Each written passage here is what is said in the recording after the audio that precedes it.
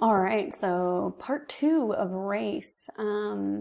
We have this thing called intergroup relations. We didn't really go over the group chapter when we were in class, when I got to see your faces. But a part of intergroup relations when it comes to race is this idea between the melting pot or the salad bowl, right?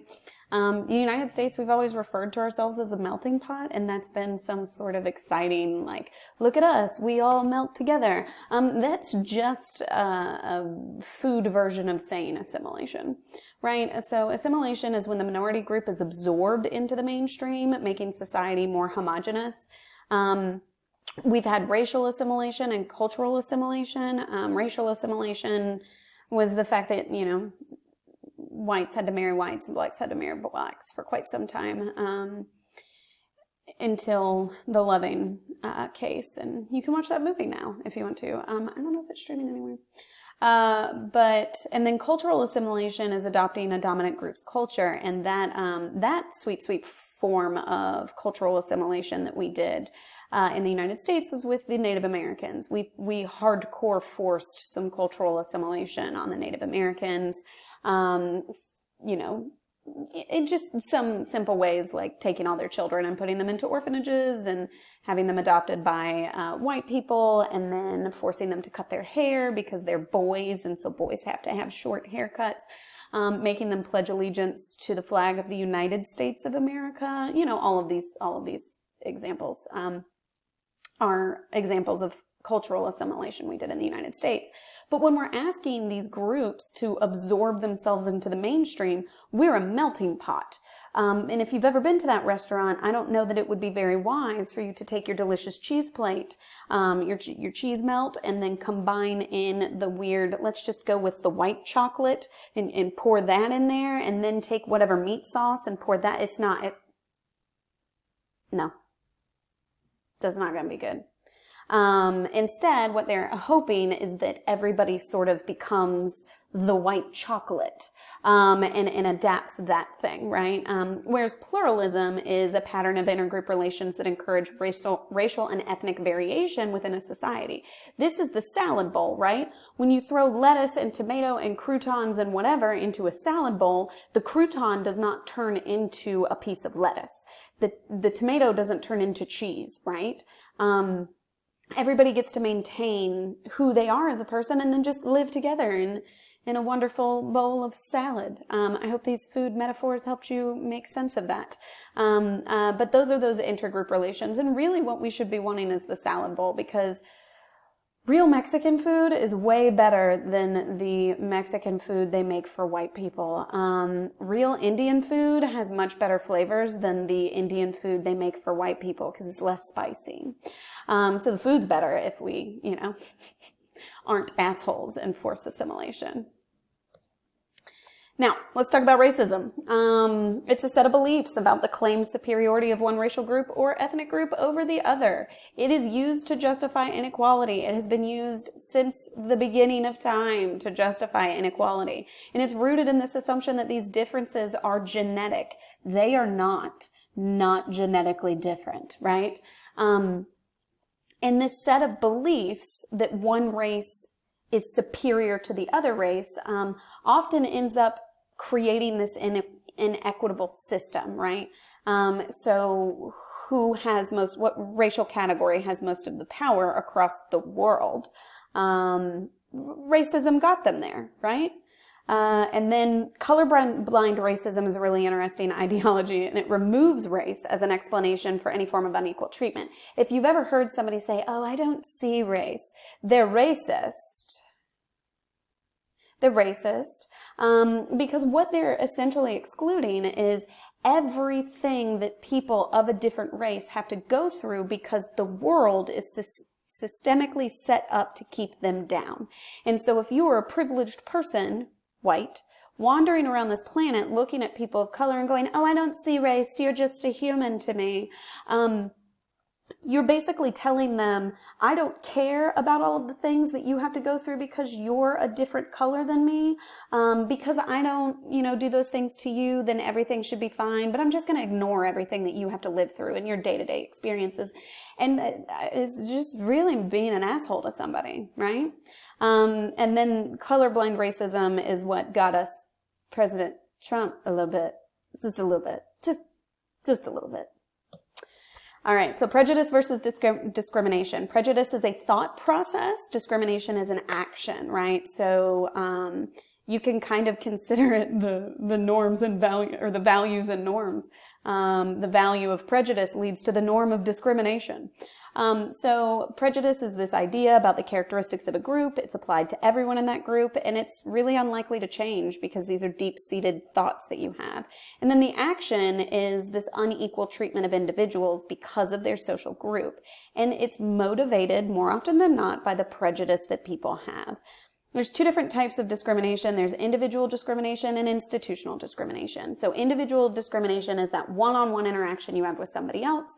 And if they are discriminating against you based on your race, you are experiencing discrimination in some way, shape, or form. However, institutional discrimination is when the structures are set up to keep one racial group down, right? In the United States, our institutional discrimination is keeping everybody that's not white down, right? This comes from redlining, historically. This comes from how our schools are segregated here in the South and in the North based on race. We try and say it's things like class, but it's based on race. Other forms of institutional discrimination have everything to do with the fact that black men are incarcerated more than white men are, and the police brutality that's an issue. Police brutality as a whole is an issue, but it is disproportionately affecting black, brown, Hispanic groups than it is whites. There's something that I usually leave you all with here, probably more in this slide than the other slide. But when it comes to racism, this is a statement that I want everybody to sort of sit with. It's not my statement. It's gone around many times, but through many different outlets, but all white people are not white supremacists, but all white people benefit from white supremacy. And recognizing that and understanding that and using your sociological imagination to really sit with that identity is going to help you understand intersectionality and really recognize that being white has set you up for success because of white supremacists sort of running our nation for a very long time, and making sure that we were succeeding over the other groups. So yeah, just kind of sit with that and think about that. Racism in its many forms. This is the one that we get to have the most fun with, and I'll move my face out of Katy Perry's face. So white nationalism, right? This is a current problem. A very big problem, and it's always been a part of our government, but now it is way more obvious and in our face than it ever really has been before. It's like out in the open, whereas before it was just always one of those things that we knew but we really didn't talk about, and now we can't do anything but talk about it. White privilege, you'll learn this in that reading from D'Angelo, but we have this thing called Unpacking the White Knapsack, written by Peggy McIntosh, where it really talks about all the benefits in the world that we get for being white. But a key thing to keep in mind is some of the things, if you look at her original writing, some of her things that she considers privilege for whites is really privilege for people with money. And so it kind of makes it harder for poorer whites to understand their white privilege, when a lot of her points have more to do with class than it does with race. But there are great examples of white privilege that have nothing to do with class, like your K through 12 history books were written through the eyes of white people. A lot, even in college, I've seen syllabi that have only white people in there, reading lists, and that's fascinating to me, particularly from like a historical perspective, because if the only history we're learning is white people's history, then we're getting a really skewed version of history. Microaggressions, my example here is the movie Get Out. If you haven't seen it, go watch it. That is an entire movie of racist microaggressions. The dad says over and over and over again, if I could have, I would have voted for Obama for a third term. It's weird and it's gross and it's an amazing movie, and good job, Jordan Peele. This is such a good movie, right? And then we have cultural appropriation, which brings us to Katy Perry over there, right? So twice here, she is culturally appropriating somebody else's culture, and making a lot of money off of it. And this is where she's ruining it, right? So in this first picture, she's got this geisha outfit on and is very much appropriating, I think a couple of different Asian cultures actually in this. And then over here, what do we got going on with our, what white people refer to as boxer braids? Thank you, Kim Kardashian, for fucking that up. And then this up here, which is just laying down the baby hairs. And this is something that black women have been doing with their hair for years.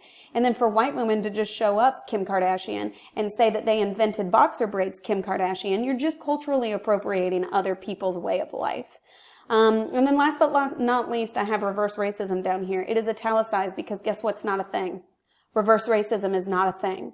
I go back to that original definition of racism, and it's the idea that one group is superior to the other and has created this place that only benefits that superior race. And if a black person doesn't want to talk to you or interact with you, it's for good fucking reason. And them responding to you in a negative way or calling you out on being racist isn't them being racist against you. There's no such thing as reverse racism. White people have had it good for a really long time, and the first time a black person makes you uncomfortable by calling you out on your racism is not them you being like, you're the racist person because I am. Just sit with your feelings and be uncomfortable for a while, because our privilege has allowed us to never be uncomfortable. So yeah, those are my racism in its many forms. Whew. And then I talk about how we do Halloween right and how we do Halloween wrong. And so one of the ways in which we can do Halloween right is by following one of my most favorite pop culture icons that exists, period. Damn it, I'm really good at messing this up. Jean Belcher, right? So Jean Belcher twice now for Halloween has dressed up like a black person. But has he done blackface? No, he hasn't, because he's not a piece of shit. So in this first Halloween episode, he's Queen Latifah from her UNITY phase. And it's pretty obvious from the picture that he is Queen Latifah from her UNITY phase, but he's not putting blackface on, right? And then the other outfit is Andre 3000 the Giant, I think is what it is. And so it's a combination of Andre the Giant and Andre 3000 from Outkast, also a black man. And he doesn't do blackface, right? You can interact with cultural icons that are black or brown or whatever and not be racist. It's really easy. And the fact that Jean Belcher, a middle school aged child in a fictional cartoon, is doing a better job than the vast majority of Americans is I think maybe saying something. So essentially just don't be racist. It's actually not that hard.